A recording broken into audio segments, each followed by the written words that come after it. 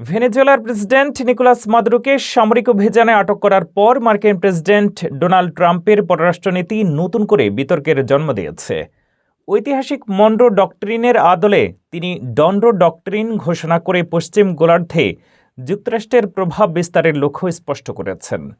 ভেনেজুয়েলার পর এবার ট্রাম্পের নিশানায় রয়েছে আরও 5টি দেশ ও অঞ্চল।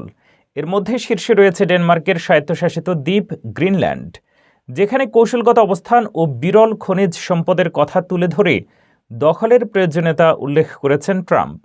যদিও ডেনমার্ক এবং গ্রিনল্যান্ড কর্তৃপক্ষ এই দাবি নাকচ করেছে। দক্ষিণ আমেরিকায় ট্রাম্পের পরবর্তী লক্ষ্য হতে পারে কলম্বিয়া। দেশটি প্রেসিডেন্ট গুস্তাভো পেত্রোর বিরুদ্ধে মাদক পাচারের অভিযোগ এনে সামরিক অভিযানের ইঙ্গিত দেওয়া হয়েছে। পাশাপাশি ইরান, মেক্সিকো ও কিউবা নিয়েও কঠোর অবস্থানের কথা জানিয়েছে ট্রাম্প। বিশ্লেষকদের মতে এই নতুন নীতি আন্তর্জাতিক কূটনীতিতে গভীর উদ্বেগ ও অনিশ্চয়তা তৈরি করছে।